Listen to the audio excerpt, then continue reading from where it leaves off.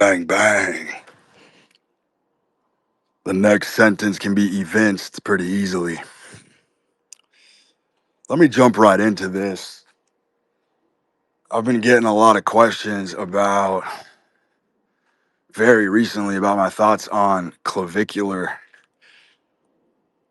this new astronomical rising star, I guess. I like clavicular for reasons that you might not comprehend, but I like him. And the reason I like him is that a lot of you are not really understanding the subtext. Yeah, on the surface, the looks maxing stuff is obviously horrifically fucking homosexual. But what he is offering is a form of spiritual disfigurement. It's actually sort of an orthogonal concept to a lot of the stuff that I preach, in the sense that he's gone all the way with it. He's gone absolutely fanatical to the point of blind, raw, carnal obsession. I mean, this motherfucker is taking war mallets to his face, breaking bones, breaking orbital bones for the fucking afterglow effect, giving himself fucking black eyes. I mean, this motherfucker's literally going all the way, putting fucking steel beams in his face. And if you're really paying attention, this is an actual form of extreme disfigurement. This man is literally fucking disfiguring his soul. He's basically dipping his exoskeleton in a fucking phosphorescent acid bath. And yes, it's on the feminine spectrum. 100% it is. But if you've paid attention to the women in your life, to the consorts, to the trysts that you've had, you will know there is an old adage from beautiful women, and beautiful women will tell you that it hurts to be beautiful. It hurts to be beautiful. The undertaking, the curling irons that the burns that women sustain, the fucking chemical peels, the fucking micro needling, the shit that women do to their face to maintain beauty is brutally fucking painful. And so this motherfucker has decided to embark on that same path, but he's gone all the way with it. And the reason I like him is because the few clips that I've peeped, which is maybe about 5 minutes in sum total, he's well spoken, number one, but number two, he has a confidence about him that I don't believe is fake whatsoever. And I'll tell you this right now, it ain't coming from the looks. It ain't coming from the looks. Yet again, the unconscious mind playing these surly tricks on us. He doesn't even realize where the confidence is spawning from, which is the fact that he's basically tortured himself to a point of reprieve where he's now developing these other confident characteristics as an overcompensation to the sheer volume of pain that he subjected himself to. That's where the confidence is coming from. So yet again, another shining example of obsession, the obsession itself over anything, no matter how gay, is what fucking pulls him through. And I've talked about this ad infinitum. The mere obsession over the thing is what gives you the after effect. It's what gives you the afterglow. It's what gives you the genuine assertive confidence that's necessary to wade through the bogs of life. And that's what this motherfucker has done. Hey, it's one way to live. It's not something I would recommend, but it's one way to live. And he's gone all the way with it. And you gotta low key respect it because it is a disfiguration. On the surface, it's not. But I've discussed this archetype. And it is worth a re-mentioning that this archetype of the beautiful monster, you can bet your bottom dollar that he has turned himself into a monster underneath the surface with this obsession, with this pathology. I have been ruthlessly dealing with relationship stuff. It's amazing how this kind of just fell into my lap, but I have sort of been billed as the relationship guy. I've been fucking troubleshooting motherfuckers on Twitter. I've been troubleshooting all of their romantic relationships for like 3 months. That's what I've been doing. 12 hours a day, getting guys' exes back, fucking troubleshooting I've seen every romantic issue in the entire panoply of man in the last 3 months. The amount of learning, the amount of accelerated learning that I've developed on a personal level in the last 3 months is fucking staggering from the type of shit that I've seen and had to guide and instruct through.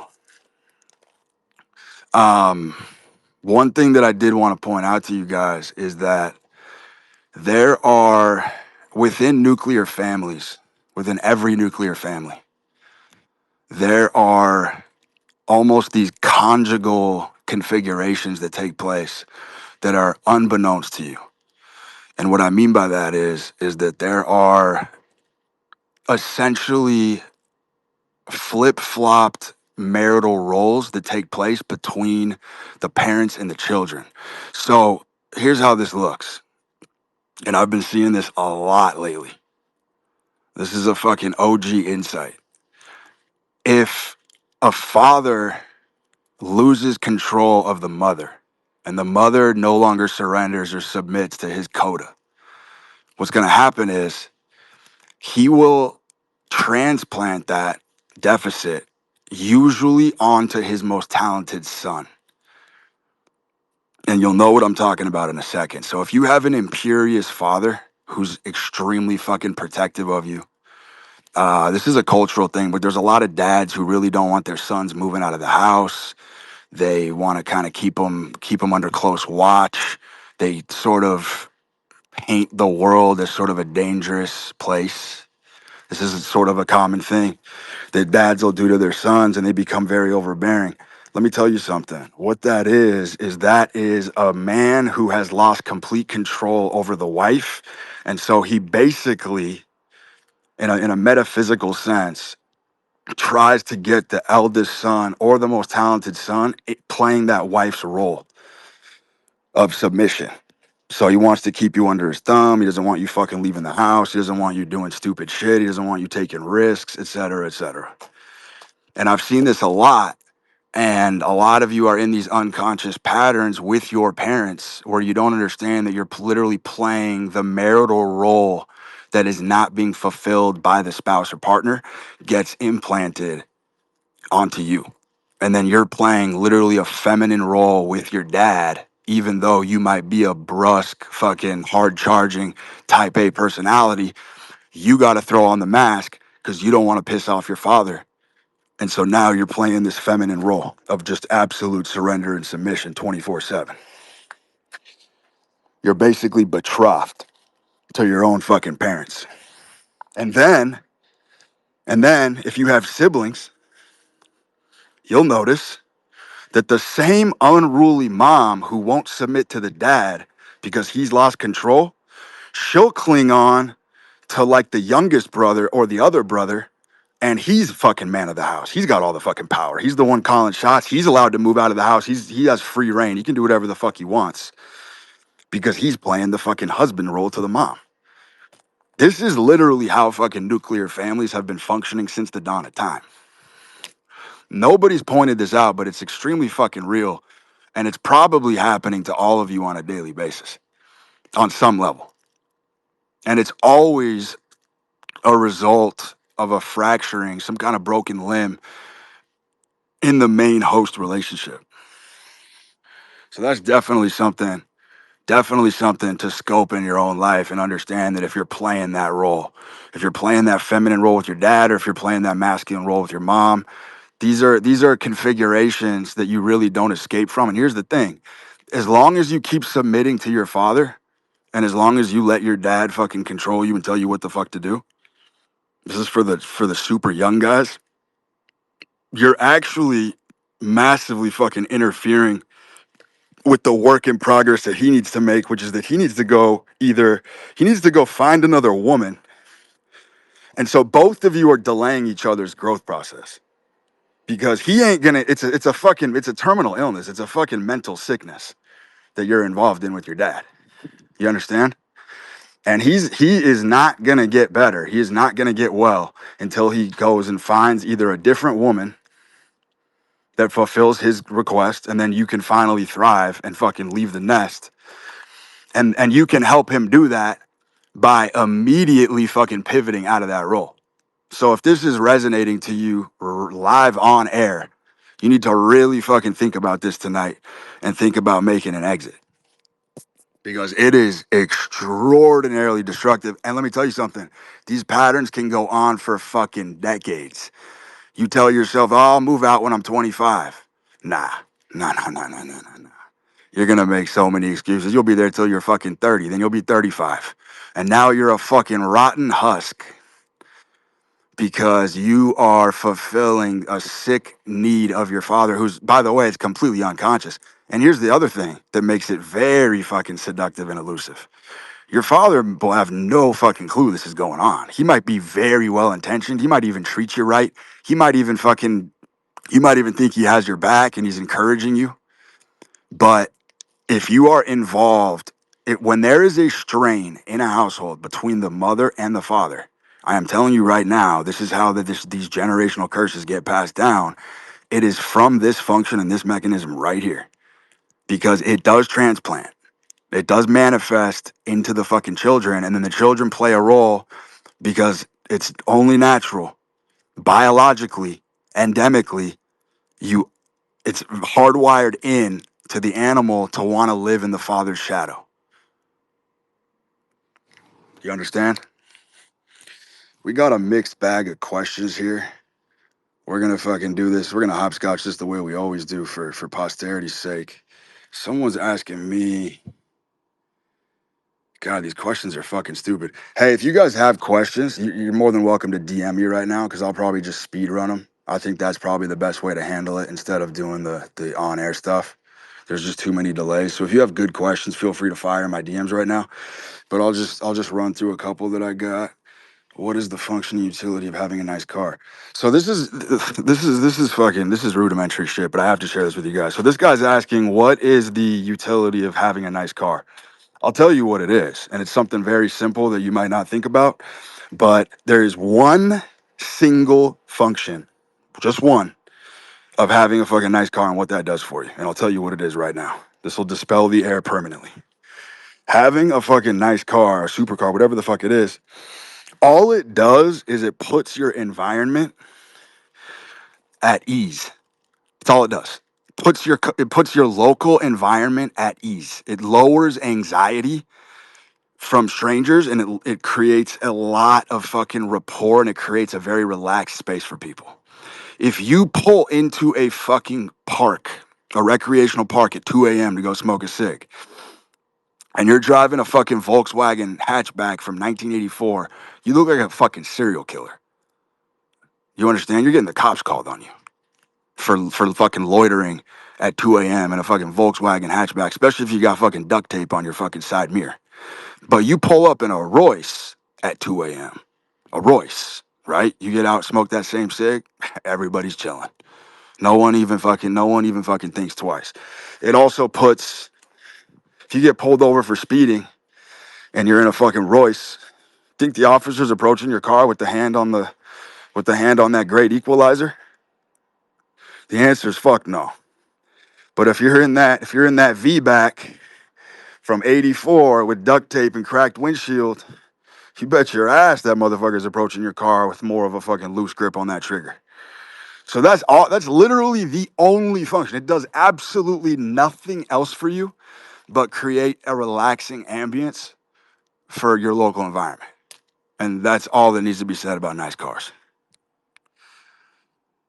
Number 2, this motherfucker says, what's the most world history? What's the most baller move in world history? This guy asked me. Baller move in world history. It's gotta be Fuck, it's neck and neck. It's got to be Julius Caesar.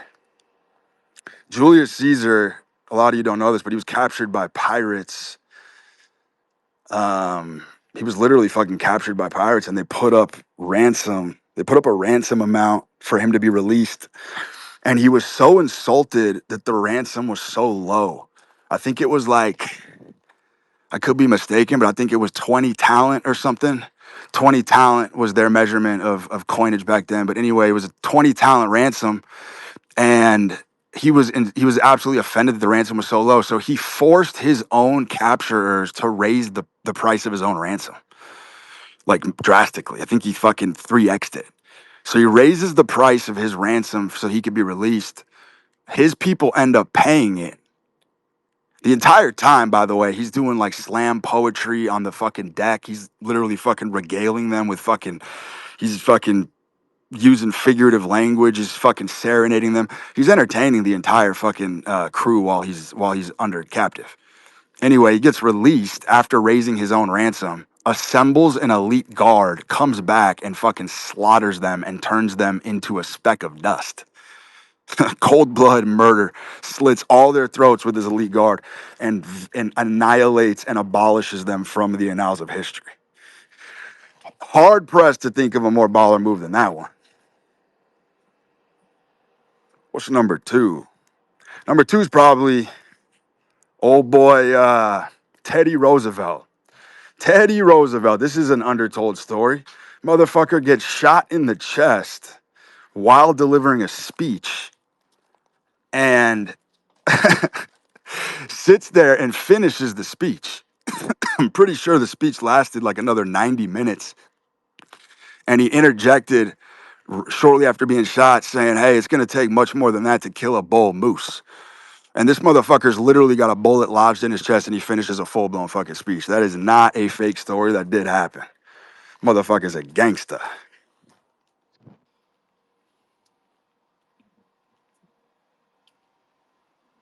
Got here.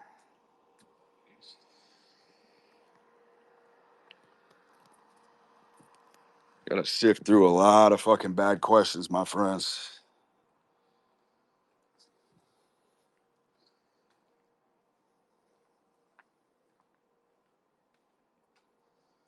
A lot of them. Someone's asking me about the Charlie Kirk thing. The Charlie Kirk thing, all you need to know about that is yes, that assassination was real. The Eric Kirk thing is weird, but all you need to know about that is that that was an arranged marriage, to be clear. I don't know why nobody's pointed this out, but that was a completely fake relationship. They joined forces and formed an alliance to kind of build this movement together. But that was 100% a set up, fucking arranged, fake relationship. That, I mean, that explains the complete lack of compassion and empathy that she's been showing in these interviews. That's actually extremely common in upper in the upper crest of political circles. Is you'll get a lot of arranged marriages like that to push certain movements and agendas. It's not uncommon whatsoever. So that's all there is to say about that. That also reminds me, the fucking you want to talk about fucking arranged relationships. Here's a fucking interesting one. That company Kalshi, I don't know what their fucking valuation is. It's got to be billions. But the CEO, the guy who created it, Tarek Mansour, he you guys got to go look this shit up, man, because you can't make this up. And once you connect the pieces on this, there's no looking back. If you go look at who his COO is, it's this woman, I think her name's Luana Lopez. Not even that hot. I mean, she's decent, she's passable, but she's not even that fucking hot. But if you hear her speak, you will know in fucking 0.3 seconds that this woman has zero contributions to this company. And I mean fucking zero. Like less than fucking zero. So what's going on here is, and this is a phenomenon that you'll see wide spectrum across humanity, is Tarek Mansour quite literally created Kalshi to institute this woman, put her in a high role just so he could get some fucking bald kitty. Do you truly understand the profundity of that? This man generated a multi-billion-dollar empire just to get some fucking mid bald kitty. Because I'm telling you right now, I mean, you're talking like this is worse than an arranged marriage because she has a massive fucking stake in that $1 billion evaluation. I promise you, I promise you with my soul that she forces him to use a condom. He's not even hitting it raw, and this dude's worth like 5 billion. Does not get to hit the bald kitty raw, and on top of it, she would scoff and balk at the idea of ever entertaining having his offspring. Really comprehend how ugly that is. Yeah, do I have any doubt in my mind he's hitting that? I know for a fucking fact he is. I know how this works. He's hitting it. But he basically had to give her 2.5 billion, 2.5 billion with a fucking capital B to hit. Like the lengths that men will go to, who they have to become when they're starting that low on the totem pole to get some bald kitty is fucking astonishing. Astonishing. In every fucking which way or form. There is a 0% chance that she has any legitimate role in that company. She's basically a fucking clerk. I'm telling you right now. She might fucking be reading from teleprompters and fucking looking glamorous and fucking using fucking tech speak in interviews and shit. But I know for a fucking fact that it's all fucking teleprompter bullshit.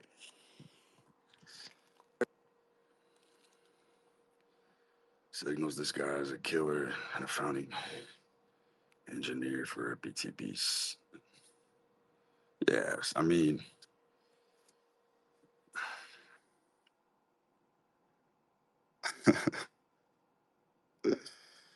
just reading some of these questions. I gotta have one of the most eclectic audiences on fucking planet Earth.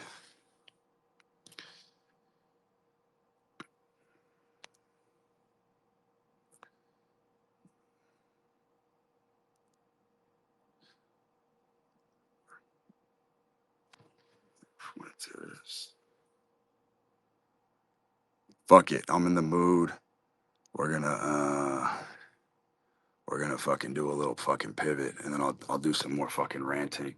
We're gonna bring up Drew Pearson because the quality of these questions is genuinely not up to par. Yo, Drew,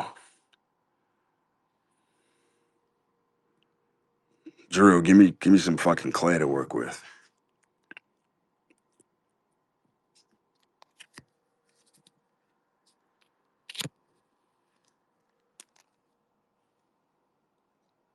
Yo, we're waiting.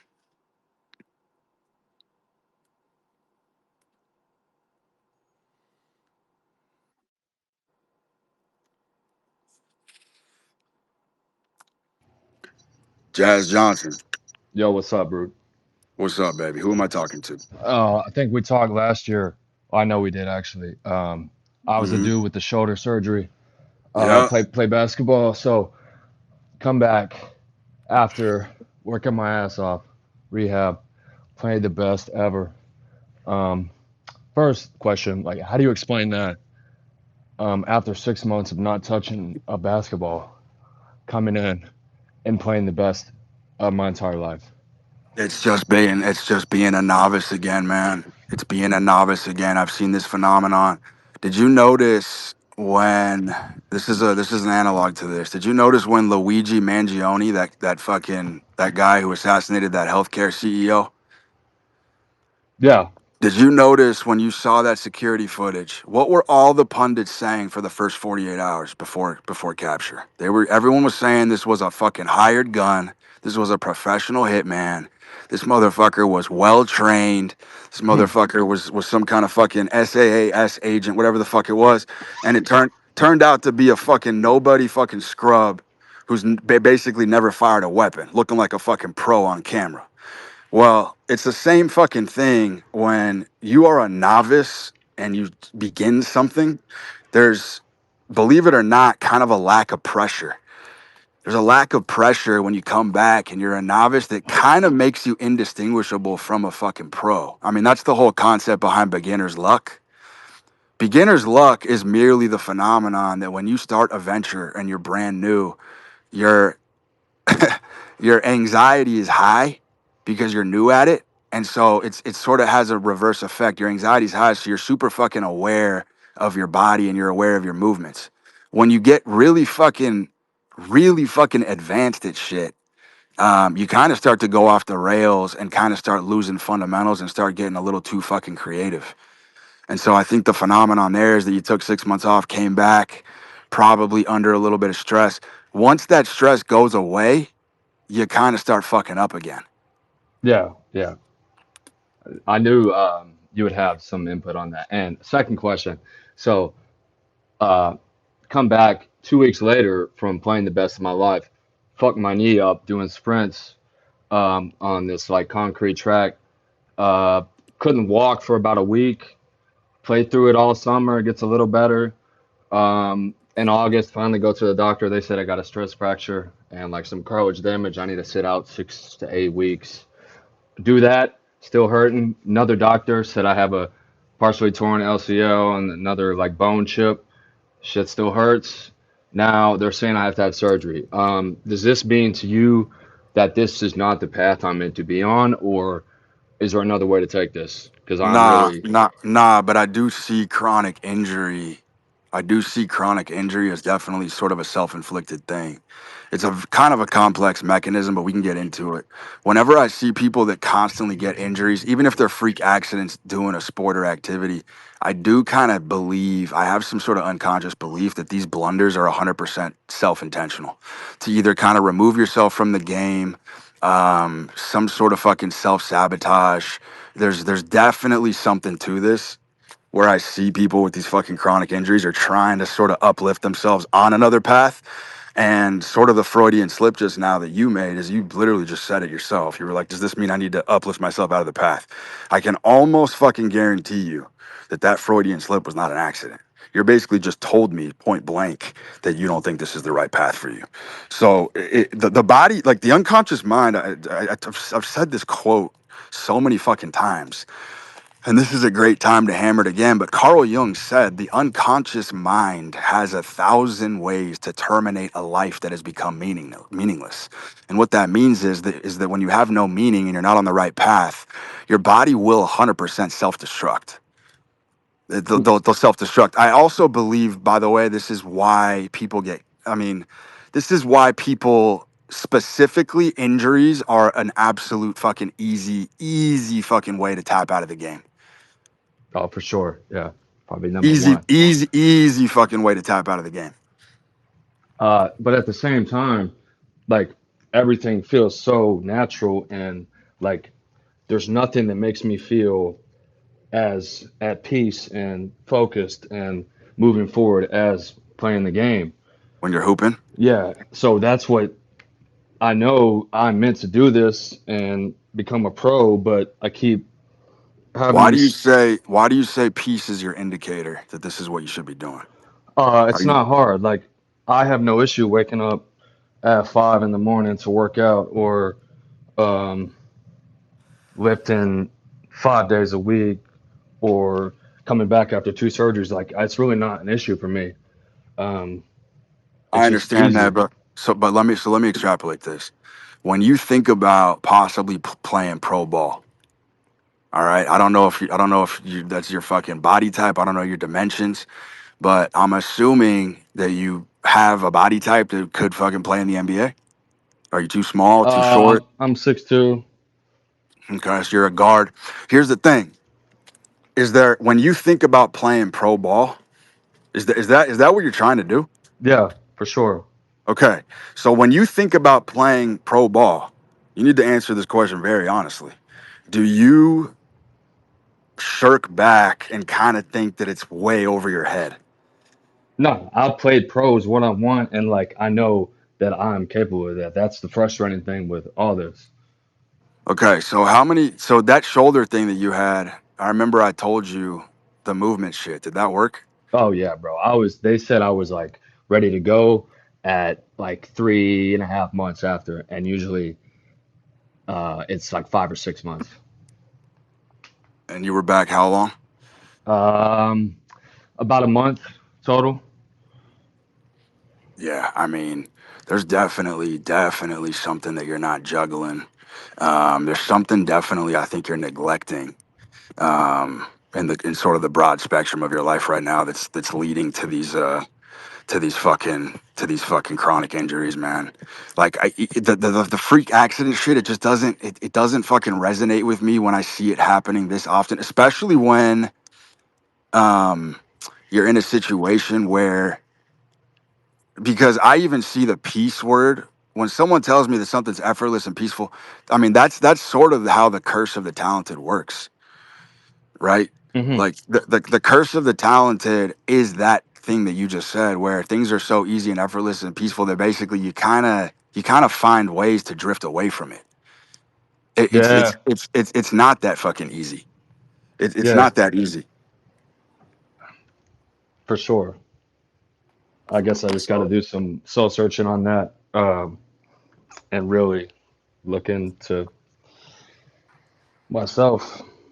yeah, man. I mean, it's there's some kind of fucking sabotage with that shit. Because I mean, I even like, you can show me structural damage on a fucking MRI, and I'll still tell you that the unconscious mind can do definitely bizarre dismemberings of your own fucking body when you're misaligned.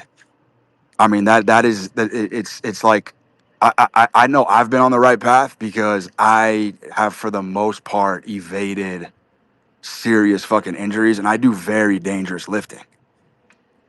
Yeah, I do very fucking dangerous lifting, but I've sort of been fucking harmonious with my craft, and I've been able to evade. And it's just the fucking easiest fucking hat that you can hang up is when you get hurt, because it fucking, it's an excuse not to make bread. It's an excuse to not fucking date. It's like there's a whole host of characteristics that emerge from it that kind of end up kind of pulling you down. yeah, for sure. It's messed up every aspect of my life right now. Is kind of thrown off from this. Mm-hmm. Mm-hmm. One more context, if you got time. So, uh, I'm a senior now. I have eligibility, but I'm going to graduate, and I have no film from 2 years. I don't know how to find a place to go. That's like my biggest concern is if I do have to sit out surgery, whatever. I don't know how to convince a coach to take me after 2 years. So surgery, man, is really should just not be an option. I Yeah, don't think I really don't think people fucking comprehend how fucking evil going under the knife really is. that was Um, terrible. it's what it does to your psyche. I mean, you might be fucking anesthetized, but make no mistake, when you wake up from that surgery, your body knows that it was fucking violated. Dude, I was With off for like 4 or 5 months. hmm and the body 100% fucking regenerates. You can attenuate like 99% of even structural damage just through fucking proper clean movement. Yeah, I, yeah, I, I thought I had a torn ACL recently. I mean, I was hobbling and it lasted maybe 2 or 3 days. I was back. damn. Yeah. That's what I'm saying, man. Is a lot of this shit is like this. Your body will misfire and send fucking signals, like pain signals that don't fucking exist when you're ailing in some other fucking dimension. It'll manifest as physical pain, which obviously will lead you to fucking make a misstep, which will lead to structural damage. But the fundamental reason for why you made that error in the first place is that there's some dimension of your life that's not being properly taken care of. All right, I appreciate it, Brute. I mean, it's up to me to figure out. Yeah. Yep. Yeah, I appreciate you. All right, brother.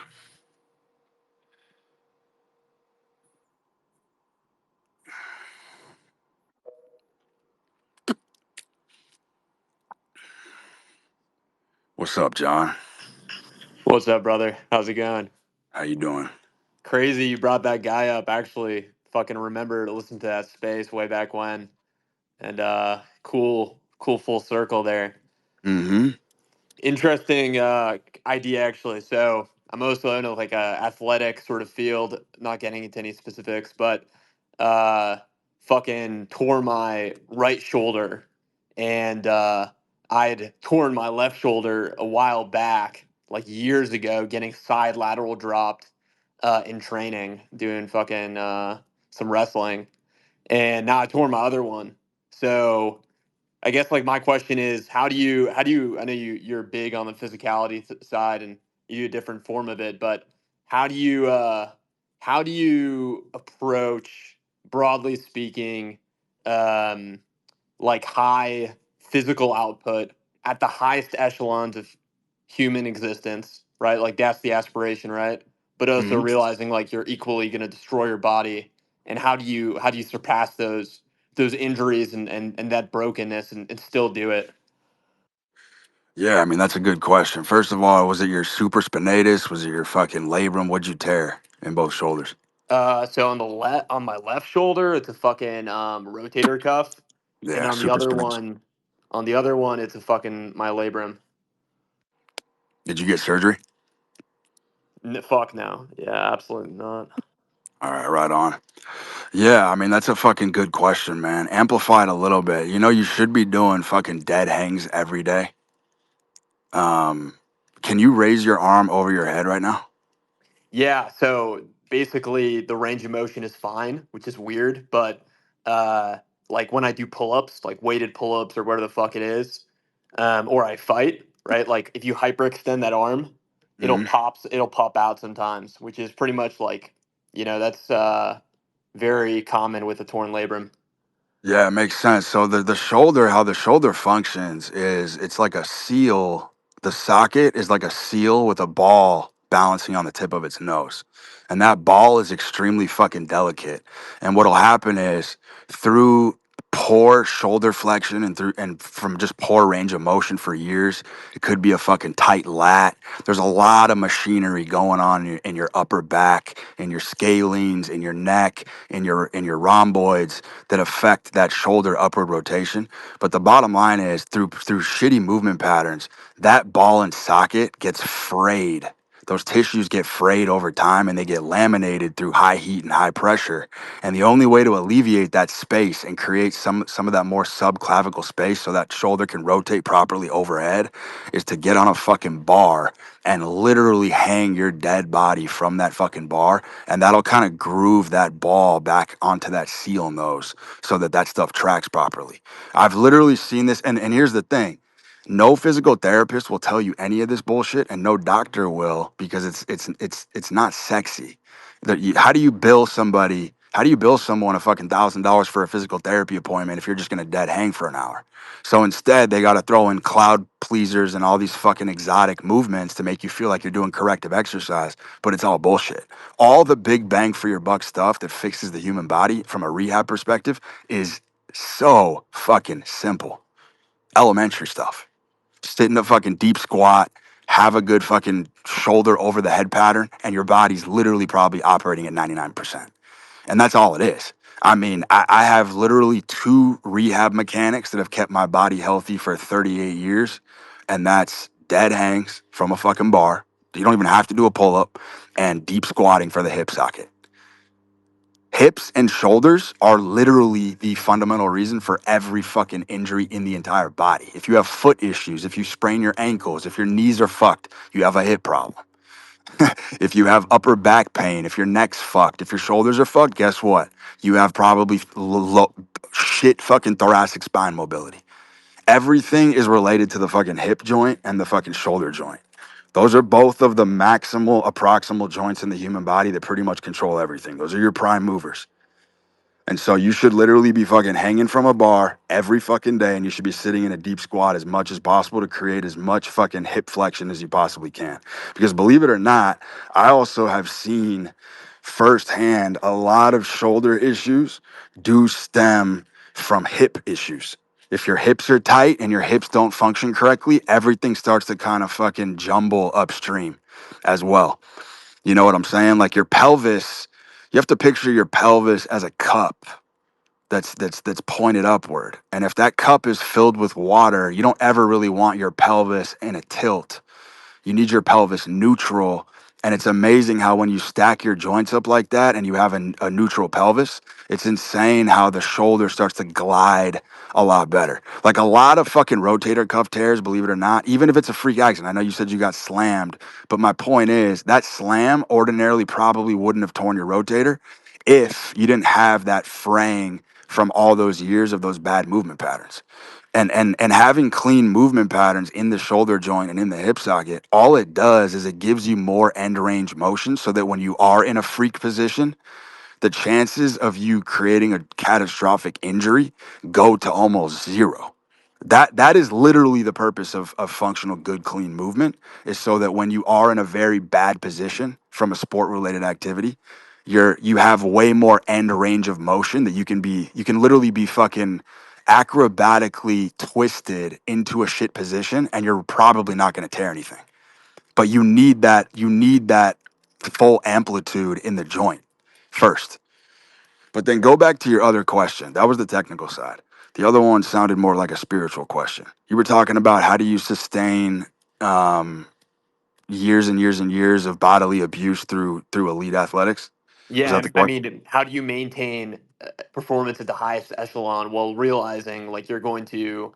And I, by the way, I have a more spiritual question as an addendum to that, but let's start with this. Like, how do you manage that highest echelon of existence while also realizing you are constantly overextending yourself? Like, how do you manage that overextension if you want to, ask it in a single sentence? I mean, I always look at the gym and just athletics in general as sort of a proxy for whatever your main mission is. If you're burning on fire with whatever your main mission is, depending on whatever that is, your athletics is typically the outlet and the channel that you use. It's sort of like the monastery where you kind of sublimate a lot of that fucking fiery energy that you have, so you don't fully self-destruct. And so the gym is mostly just an adjunct to whatever. So like if you're losing the fire to lift or you're losing the fire to stay elite in that regard, then there's definitely some sort of fucking art. It usually comes back to an artistic crisis. There's some sort of artistic license that you're not taking control of in your personal life, and you're not probably taking the wheel by the bull by the horns on some sort of fucking creative endeavor. It's they're very yin and yang. The gym and creative endeavors are 1,000% on polar opposites of the spectrum, but they're also they have that central nexus point where if one is neglected, then the other one suffers. So So, so my point is most people have this reversed. Most people are like, damn, I wake up and I have to fucking psych myself to go to the gym. That's wrong.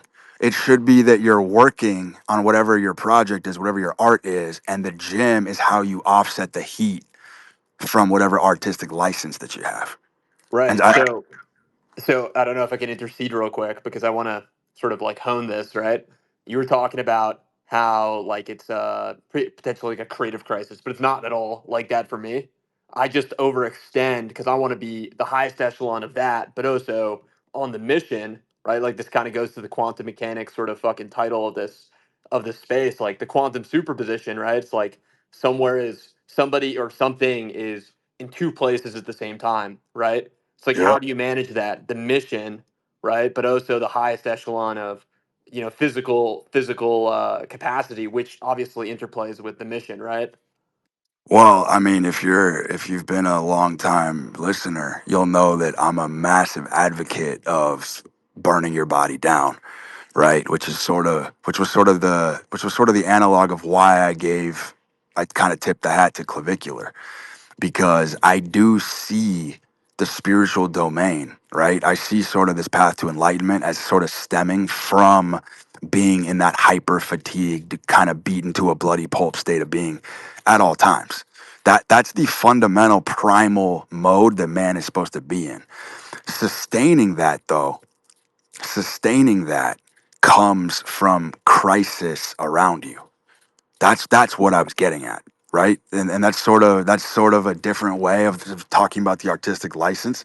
But if you don't have fires to put out and you don't have genuine crises that you're dealing with, you're running on steam. That's all you're running on is steam.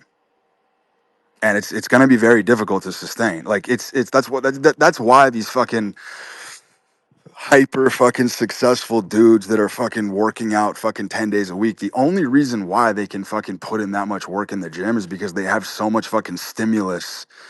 They have so much fucking stimulus and overgrowth in other aspects of their life. It's the gym is absolutely fucking auxiliary to these things.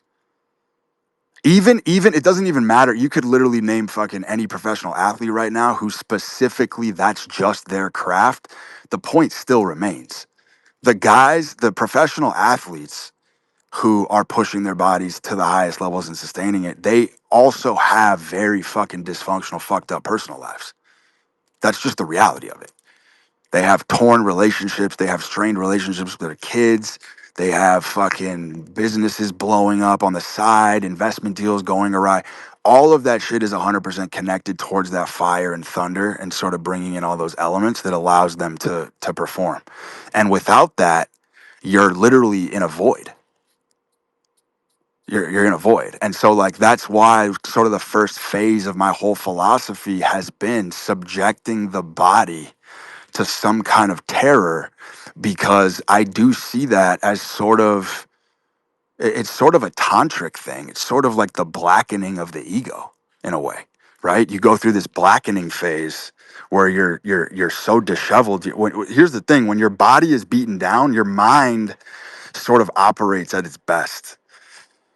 That's sort of the funny paradox about it all. Is like when you're under severe exhaustion, honest to God, you'll probably execute your best ideas. And everybody says it's the opposite, and they're wrong. Everyone's like, you need to be fucking refreshed. You need to have your cup filled with fucking elite salubrity to perform at the highest levels.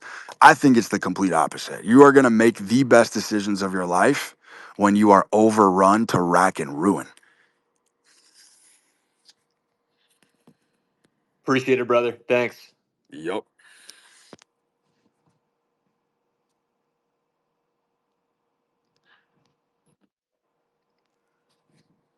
We got the athletes. We got 3 in a row tonight. Yo, Lift, talk to us.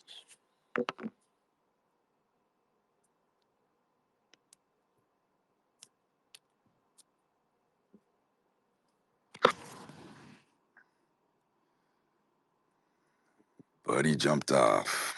Gun shy.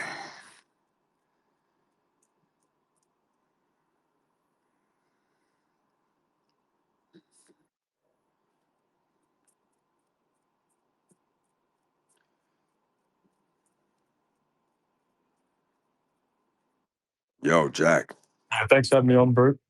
So, I wanted to ask about the synchronizing the delicate balance between obsession and lightheartedness. Because if you have obsession, that is 100% something that you should use and not run from. But in saying that, there are many case studies where the obsession goes too far and it actually stunts the creativity, the pursuit of excellence, so on and so forth. And so I wonder how you delicately balance those two opposing forces. of obsession and what? Lightheartedness. So here's the thing. It's an oxymoron because obsession cannot be developed and it's not a choice. I actually fucking cringe when I see people talking about how to, like, they ask me, how do I find my obsession? What the fuck are you talking about? That's not something you can just fucking generate out of the misty thickets. That's not something you can generate out of the fucking palm trees. That's something that is literally fucking gifted to you. Totally. And here's the thing: if you are truly obsessed, that's that side of the axis. Lightheartedness comes full suite, batteries included with that package. In other words, let me put it to you this way: people that are highly obsessed and kind of have that natural pathology, it's the biggest blessing on earth, because here's the thing: you automatically can never really take your L's that fucking seriously. You already have sort of this undertone and sort of this understanding of how ephemeral everything is in life. And it makes it very, very difficult to take your L's fucking seriously if you're truly obsessed. You know, in there's a reason in tarot, in tarot fucking readings, which is mostly mystical bullshit, but there's one element of tarot that's not, and that's that this is not poetic fluff at all, but the fool in tarot, that card is the only card, and this is actually legitimately a sacred technology. The fool is the only card that can walk off a cliff and not die. And that's a real thing. Like, have you noticed that the fool doesn't really get clapped in car accidents?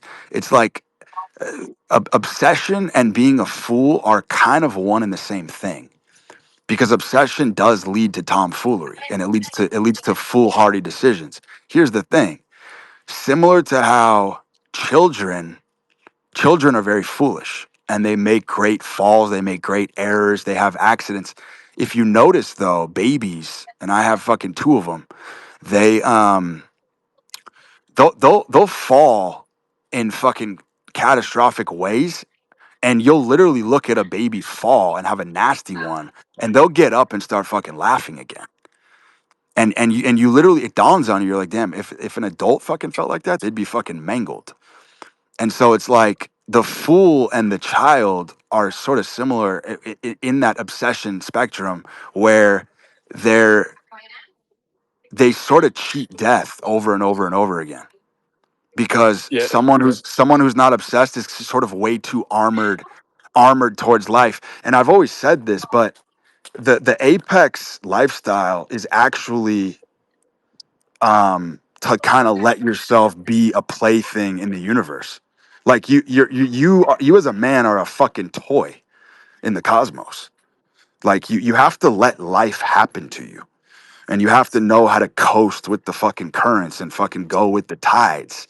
It's like everybody is so fucking uptight and takes everything so fucking seriously, and it's like it's it's very tragic, just the overall anxiety, especially in 2025.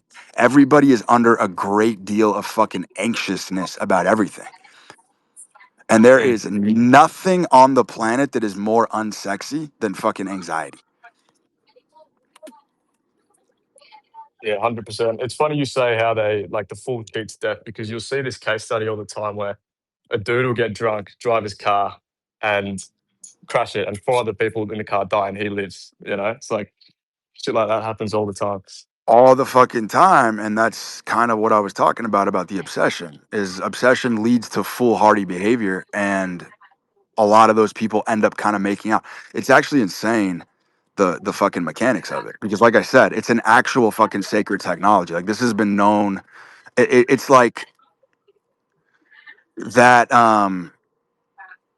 It's just the best solvent, right? But the point that I really want to fucking drive home is there is absolutely fucking zero way to develop obsession. It is the most Yeah, fucking it's absurd. innate for sure. I've seen obsession coaches where you can fucking get coaching and people will teach you how to become obsessed. Fuck out of here. Yeah, well said, bro. Appreciate you letting me speak. Yep.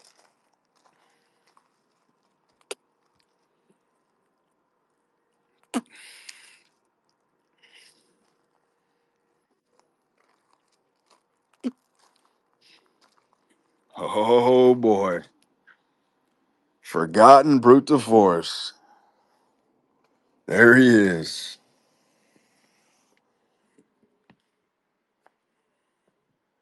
You want to unmute for us?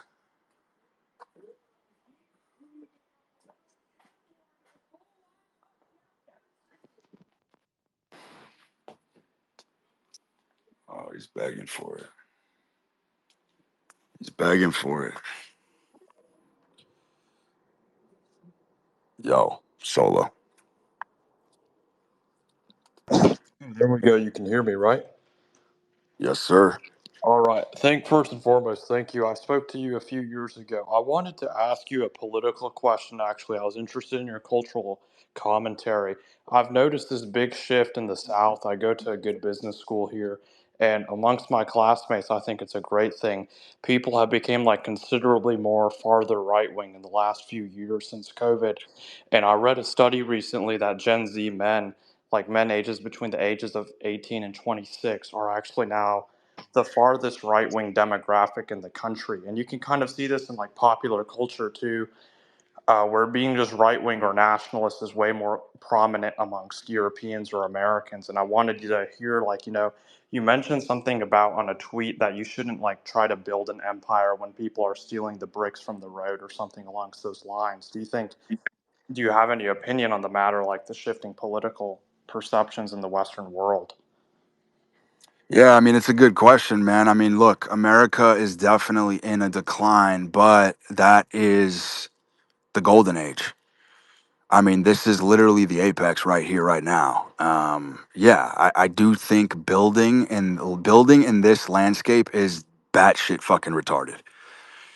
100 fucking %. Things are shifting and transforming and fucking transmogrifying at such a rate that is fucking incomprehensible that by the time you build a ship, that ship might not even fucking be ready to fucking sail in 6 months. Just the way the manifold is operating right now and spindling is that we're in an epoch where time and transformation is happening at such a fucking rapid pace that you pretty much have to be on your fucking toes and ready to fucking pivot at all times. You have to have fleet of foot.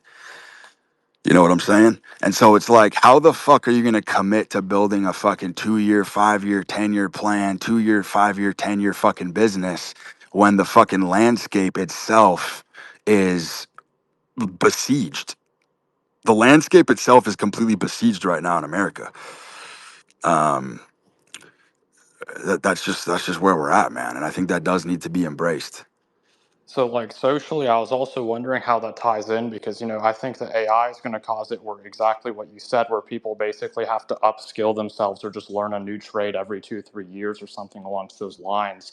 And do you think this is going to cause like maybe like mass psychosis amongst normies because a lot of their identity is based off their career or the prestige that is like aligned alongside it? 100%, and it already has. I mean, Gen Z, I still view as the blessed generation because they were born into the dopamine tsunami. They were born rot and fucking benighted by the dopamine fucking rush. And I still think dopamine overdose is extremely fucking goated for kind of bringing forth latent talent. And so that's why I do think a lot of the fucking geniuses and innovators and fucking firebrands and trailblazers are definitely gonna start popping from Gen Z. Um, Here's the thing though, man. I don't think people genuinely comprehend the level of destruction. The boomers have caused more genocidal fucking destruction on the world than any other fucking generation combined. The boomers have caused every fucking the fucking gambling explosion.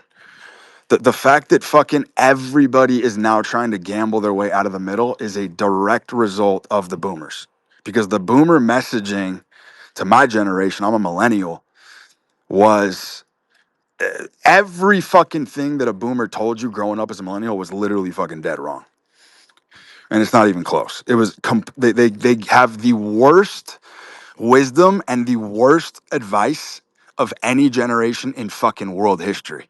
And they led all of their children astray, which then had a massive fucking ripple effect on Gen Z. And Gen Z was the first generation to wake the fuck up and be like, wait a minute. If we follow our grandparents' advice, we're gonna be fucking pushing pencils till we're fucking 60. So now everyone doesn't want to be in the middle because they know it's a sham. And so everyone's taking shots and everyone's trying to fucking gamble their way out of the middle. So that cultural crisis right there is from the fucking boomers. And then, I mean, you're talking about why everyone's pivoting hard right. This is the fucking reason. I mean, the boomers are quite literally the reason why the banking industry is so fucked. Fucking retarded boomers who are sending fucking wires to Nigerians because they got an email saying that if they wire them fucking $1 million, the king of Nigeria is gonna fucking give them a fucking golden scepter worth 85 million. Those boomers who are falling for that shit are the reasons why when you try to fucking send a Zelle payment for $1,000, it gets put on hold and you have to talk to fucking customer service for 2 hours. Like quite literally the reason why everything is child proof is what I want to tell you. Modern society has been child proofed because of boomers. Because boomers are retarded and they don't have any fucking agency, and they have created, this safety, these institutions have come in to basically rescue the fucking stupidity of the boomers. And so we're all fucking suffering because of it. It's why all your fucking transactions get stuck. It's why fucking PayPal holds your money. It's all because of the fucking boomers. I have like commentary on that, and then I have two questions after that, and I'll be done. It's kind of Go for interesting it. because like growing up, I had, and it's a bit embarrassing to admit, but my mom is kind of like an apex female where she's kind of the matriarch of the household, and she's like this neurotic entry level rich woman. And then it's my dad who's like highly analytically skilled. He's like very good on the mathematical side of everything, and he was the breadwinner. But I feel like with most upper middle class women, the moms who are a bit more like psychotic about their children doing well in school and everything. Like what you said about the boomers giving the worst career advice possible resonated with me very strongly. Had I like listened to exactly what my mother said to do in life, it would just be really depressingly pathetic. Like it would have been really bad. And I just think to myself, like that whole generation of people, like I joke with my friends, they have lead poisoning. They have lead poisoning because they had lead in the paint when the boomers were growing up or something. But that's the whole generation of people that sold out the country to Zog. It's the same reason they like celebrate legal immigrants and they have complete apathy for their own children. Like they literally support the demographic replacement of Dude, Americans by foreigners. 100%. And so you're talking about this hard pivot, right? I mean, it's literally all because of this. Every fucking safety sign you see, the fact that you can't swim in high tide in the oceans, a lifeguard will pull you out. The fact that nothing is fun anymore, there's fucking warning labels, warning signs, cautionary fucking tales. Every fucking label has some sort of child proof fucking airy fairy fucking bullshit on every fucking decision that you make is all because of the boomers. Quite literally. It's why everything is fucking childproof. You literally can see it at every level of society. Your cars have gotten fucking gay because of the boomers. Your car fucking warns you when you fucking drive fucking a millimeter over a lane. It fucking gives you a fucking beep. The fucking parking sensors go off. Everything has been max fucking homified by the boomers. Yeah, And so, yeah. when I go to rent a car now, they have all the new car models, and it's like if you drive over the speed limit, it'll just start beeping incessantly. So it's kind of reaffirmed my decision that I have to buy a car that's not electric. But you said about about fun. I grew up in San Diego, and I think you grew up in Los Angeles, to my understanding. Like California as a state, and California is the greatest state in the country, and I stand by that. It's kind of a dead state, like in the sense that Los Angeles feels like a really shell of its former self. To be honest with you, nothing happened in San Diego in the past and nothing does today. Orange County is like the last place where there's any sense of normalcy, but it feels like there's no great American cities anymore. Like it just genuinely feels like there's no frontier. I guess you could say some places in the South, like I'm in Dallas, and Dallas is a great city to make money, but then other than that, there's like nothing here to do. And then Austin is like filled with people who couldn't make it in San Francisco. They're like, I wanted to hear your perspective or opinions about this. Like, where are the good places for, I guess, the young men to explore in the Oh, cities? the coastal cities are fried. They're done. They're beyond cooked. New York, fucking LA, they're done, man. They're done, and they're not coming back. It's everybody is under a fucking mass hallucination over there. Um, the hyper fucking competitiveness has just fucking eaten everybody alive. I really fucking think that the fucking northwest of the U.S. is pretty fucking baller.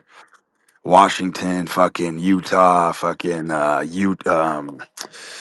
Oregon, like those fucking those small fucking little towns are gonna start popularizing mega. I mean, there's already been a max exodus from California to Arizona, and it's just gonna keep moving up. The next big popular state, I'll tell you right now, because I got my finger on the pulse, is Washington. Washington State You're gonna start seeing max exodus from Californians, Arizonans. Everyone's fucking going to Washington. That place is gonna start fucking popping. Give it 5 years. Washington State is gonna be a fucking metropolis. That's really interesting. Like, why do you think Washington, Not even Seattle, more eastern Washington Idaho? Yeah. towards Idaho, So, correct. like, you're thinking basically like kind of that northern Rockies region, like Colorado, Wyoming, Idaho, Montana, and then eastern Washington is going to be like the. Oh, they're gonna start popping. Like the like right now, if you go to those towns, it still kind of looks like there's West Virginian inbreds there. Like the genetics are still kind of fucked because there's just hasn't been an exodus really there yet. But I'm telling you right now that the beautiful women and just the beauty in general is gonna start fucking overflowing into those regions. It's a fucking guarantee. You can already literally see the seeds of it right now. As we speak, this is happening. It's blooming, it's blossoming, and it's only gonna get better. Actually, I do hear about a lot of like Californian venture capitalists moving to Utah, so it does check out with what I'm also hearing on the ground anecdotally. Idaho is gangster as fuck too, man. Coeur d'Alene. I don't know too much about the south part of the state, but fucking Idaho is fucking gangster as fuck. That's the most red state in the country. I think it's because those areas have good demographics as well. Like, do you think that? They have smoking bars. I think Idaho is the only state in the country that still lets you fucking smoke in like a bunch of their bars. You can still fucking indoor smoke. And like tying that in, That's a yeah, that's a cultural landmark. tying that into what you said about like the women there also looking good. Like, do you think the trad wife thing is like a temporary fad, or is there something like going on here where we're going to see women kind of reverting more to a Puritan form in the depressed economy? Because I had the speculation, and now that I say it aloud, I think you actually mentioned this before anybody. You said that people are waiting till marriage now because the economy's bad, or like people aren't fucking as much because there's a recession going on. So do you think like that's going to be a thing in the future where people promote celibacy more? Not really. And I also still think I lean heavy on the idea that women are built.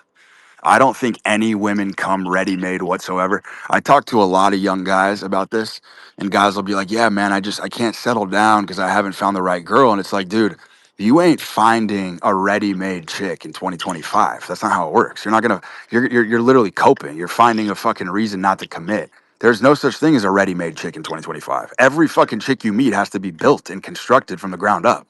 You have to literally fucking superimpose your will onto them to make them become who you want them to be. Women are super fucking malleable like that. It's like I don't know where the fuck that psyop came from that you get a ready-made woman out of the package. Not how it fucking works. Here's the thing: the only decision you got to make with women is this woman a worthwhile operation? Am I willing to invest the time to build this type of woman into who I want her to be? That's the fucking golden question. I think You the know, issue like spawns you from. can take any fucked up woman. I don't give a fuck what anybody says. You can take any fucked up woman, any, and if you actually do put the fucking investment and fucking time into it, you can make her whoever you want to be. I'm telling you that right now. Do you It's just think? you gotta kind of have a good base to work with though. That's sort of what it comes down to. Like if the base is there and it's a base that's worth putting time into, then yeah, you can fucking turn any woman into a fucking great wife. I fully believe that. I've seen it with my own two eyes over and over. I'm just guessing It's here. Do you think the root of the issue spawns from like the man having less experience from the women, so the women can sense the kind of form of anxiety or insecurity that he has from a result of that? that is correct. Interesting. All That right. is correct. That That is correct, my brother. that answers all It's my just questions.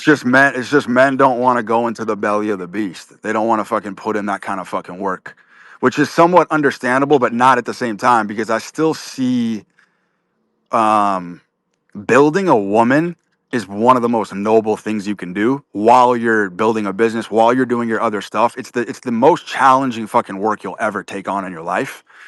But the lessons that you learn and the sort of the frustration from that process, it's a frustrating process. Does not matter how much money you got, how good looking you are, how tall you are. It has nothing to do with that. Every woman is going to have to be built the way you want her to be. And the point is that frustrating process, but sticking through that and fucking committing to it until the bitter end actually does benefit all the other areas in your life guaranteed from just sticking with that. But guys tap out way too soon.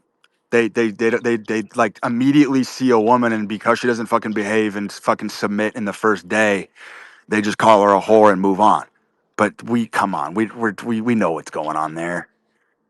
We know what's going on there. We know that you're just afraid to fucking go through the process because you're afraid that she's gonna find out you're not who you say you are. That's what that is. That's a form reversal.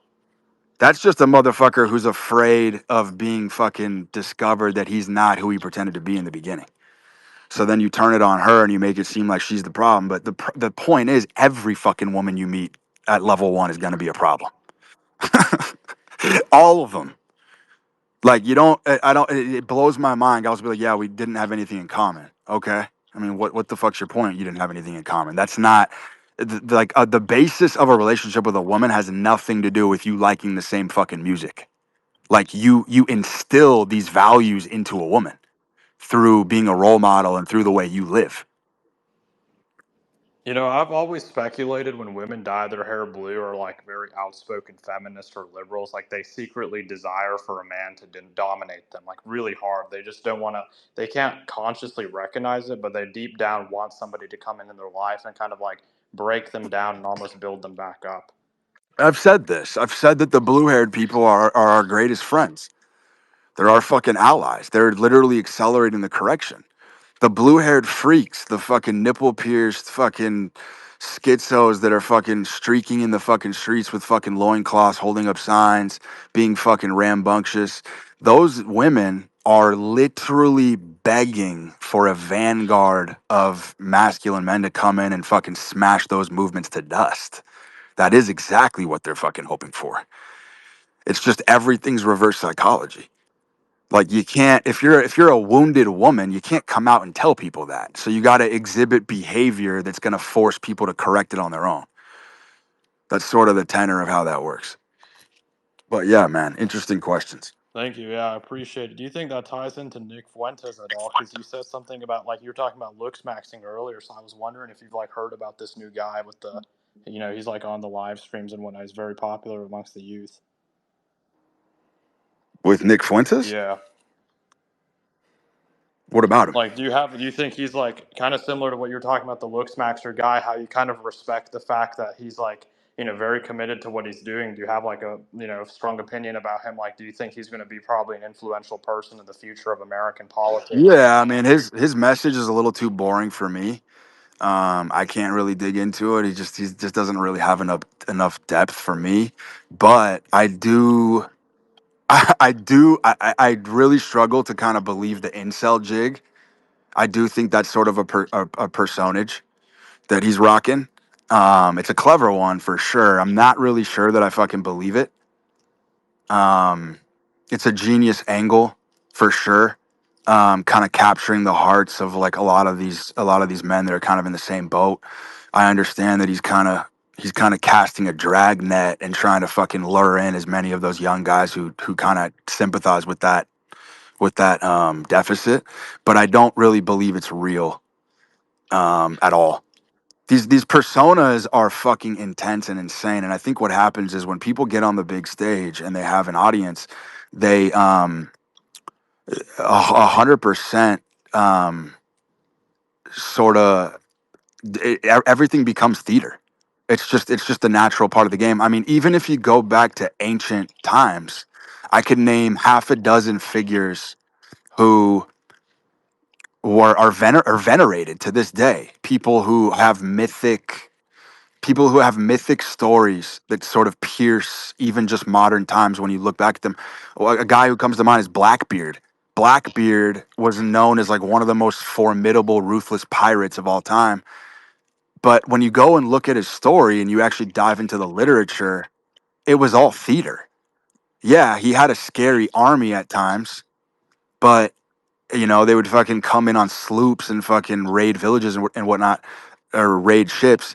But when you look at Blackbeard himself, the guy would literally go into battle with ribbons, 6-shooter pistols, and fucking lit fuses braided into his beard. The guy would literally walk into a battle with, and he would light dynamite fuses in his beard so that his head looked like a giant slab of onyx in a fucking whirling, misty, billowing pile of smoke to fucking intimidate and cause fear amongst his enemies. Like that's just all theater. That's just all theater. And it's like when you look at when you look at the stratigraphy of every level of society throughout history, you see these types of theaters that have way more of a powerful impact than the actual actions themselves. You know what I mean? So I do think, yes, I do. What you're saying is true. I think Nick Fuentes, all of these figures, eventually, here's how myth works. You get a guy like Blackbeard. He's intimidating. He sort of creates a legendary status for himself. How tall tales and folklore works, how people become legendary figures, is because when the rumor mill is churning at full speed, everybody disproportionalizes the dimensions of the man they're speaking about. So like when we think of folk heroes, folk legends, folklore, we think of guys like Paul Bunyan, right? Who are fucking 7'6" guys riding an ox. What people don't understand is that that's coming from a real perception that someone had of a great warrior, a great leader, a great fucking politician. And through story, posthumously, they add literal inches to his height. They superimpose these characteristics that were not there, and they outstretch them and make them so disproportionate that by the time you hear it in the year 2025, you think this guy is a mythic superhuman extraterrestrial, but really he was just a fucking regular guy. Because every time that rumor passes ear to ear, it's like the guy was reported to be 6 foot, but he was so fucking charming, charismatic, and was such a fucking hardy warrior. The next guy's like, nah, he was 6'1", then he's 6'2", then he's 6'3". By the time it gets to you, 50 years later, the motherfucker was 6'6", fucking 225 pounds of fucking limestone muscle. You get what I'm saying? So this is how myths sort of propagate and spread. And I guarantee you, guys like Nick Fuentes, even these fucking podcasters who sit in a fucking chair all day, as time goes on, they will reach legendary status. And Nick Fuentes might be 5'6". I guarantee fucking to you in like 30 years, you're gonna hear that guy was fucking 6'1". That's really interesting. Speaking of stories, when does your book and docuseries come out? What's the update on that? Docu-series, I still have a last segment, which is very special. It's fucking covert. I can't even reveal what it is because it's gonna fucking shock the nation. But I am going to be unbuttoning something in the last segment that still needs to be filmed because it's still pending. That's gonna be a fucking absolute fucking catapult when that comes out. The book I kind of have tabled for now. Bunch of people were fucking pitching me, giving me fucking book deals, book offers. It didn't feel right to fucking sell a book. That just something just feels tacky about fucking selling an ebook. So I'll probably just release the book for free at some point. And that's gonna be a fucking banger because that's quite literally the origin story. It's pretty much everything I've ever gone through, and all the war stories. Do you have like any coaching going on? Because I remember like 2 years ago, you think you had something in Los Angeles for like lifting, or I don't know. Do you have like paid mentorship available? And if somebody, So that's pretty much all I've been doing, man. I've been kind of in the shadows, mentoring quite a bit of guys. Like I said, I've been doing a lot of fucking relationship work. That just seems to be like the common motif right now in society. A lot of people are having relationship problems. So yeah, I mean, I do that privately for sure. That's where I've been spending most of my time. do we just DM you for Um, that? Is that how it works? yeah, you can just shoot me a DM, brother. All right, perfect. Thanks. It was phenomenal talking to you. This will be something that's remembered for generations. I appreciate it. Yep, right on, man. Peace.